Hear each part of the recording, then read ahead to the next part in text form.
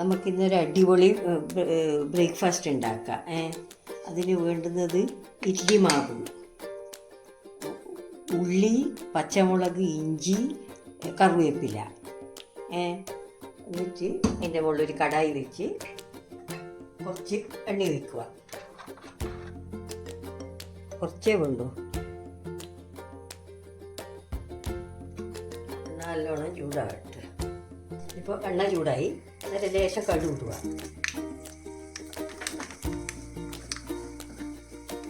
കടുക് പൊട്ടിയതിന് ശേഷം ഉള്ളി ഇടുക. ഉള്ളി, പച്ചമുളക്, ഇഞ്ചി, കറിവേപ്പില എല്ലാം ഇട്ട് നല്ലോണം എണ്ണയിൽ വഴറ്റുക.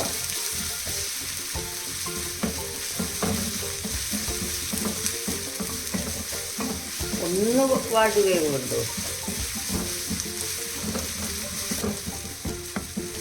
വാടിയതിന് ശേഷം ഗ്യാസ് ഓഫാക്കി അത് കൂട്ടിൻ്റെ അകത്ത് കൊട്ടുക, ഇടുക.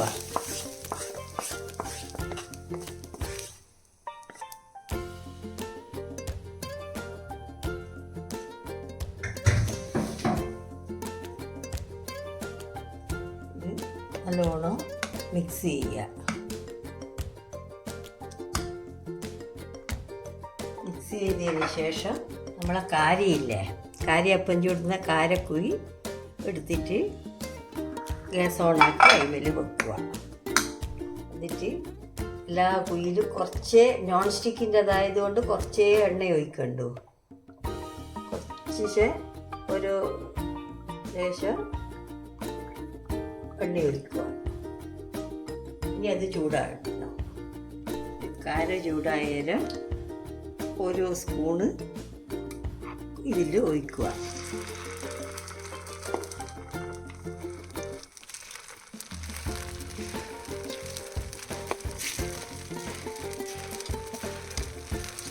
ഇത് ഒഴിച്ചതിന് ശേഷം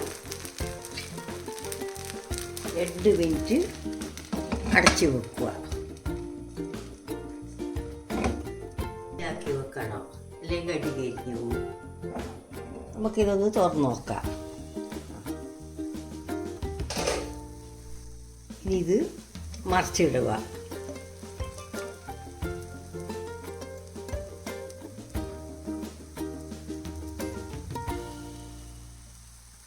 ഇതിങ്ങനത്തെ ഒരു ഫോക്ക് എടുത്താൽ നല്ല ഈസിയാണ്. പക്ഷേ സൂക്ഷിച്ചിട്ട് വേണം ഇതാക്കാൻ, നോൺ സ്റ്റിക്കല്ലേ.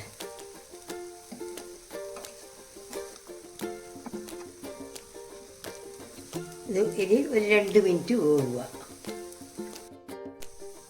ഇതിനിപ്പോൾ സാമ്പാറും ദോശക്ക് ഉണ്ടാക്കുന്ന ഏത് വിധം ചട്നി ആയാലും നല്ലതാണ്. അപ്പം ഞാനൊരു ചട്നി ഉണ്ടാക്കുന്നത് നിങ്ങൾക്ക് കാണിച്ചു തരാം.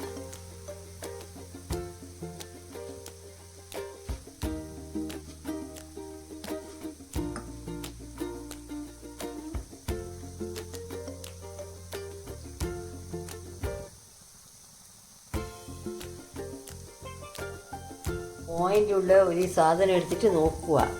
വെന്തിട്ടില്ലെങ്കിൽ പച്ചക്കൂട്ടി ഇങ്ങനെ കാണും. ഇതിപ്പോൾ നല്ലോണം വെന്തിന്. ഇനി ഗ്യാസ് ഓഫാക്കി ഇതെടുക്കുക.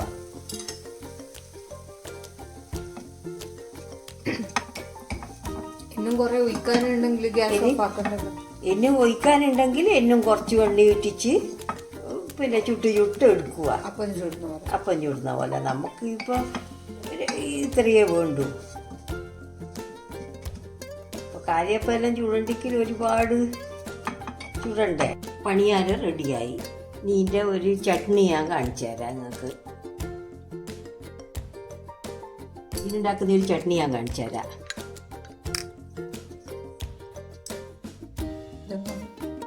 ഉണ്ടാക്കുന്ന വിധം ഞാൻ കാണിച്ചു തരാം. ആക്കിയിട്ട് ഇതിപ്പോൾ നെയ്യല്ല, പശു നെയ്യ് ഇതിൻ്റെ അകത്ത് ഈ ചട്നിപ്പൊടി മിക്സ് ആക്കുക. അപ്പോൾ ഇങ്ങനെയാണ് ഉണ്ടാവുക. ഇത് ഉണ്ടാക്കുന്ന ഇത് വിധം ഞാൻ പറഞ്ഞുതരാം. ഈ ഒരു മെഷറിംഗ് കപ്പിന് 1 കപ്പ് പൊട്ടുകടല എടുക്കുക.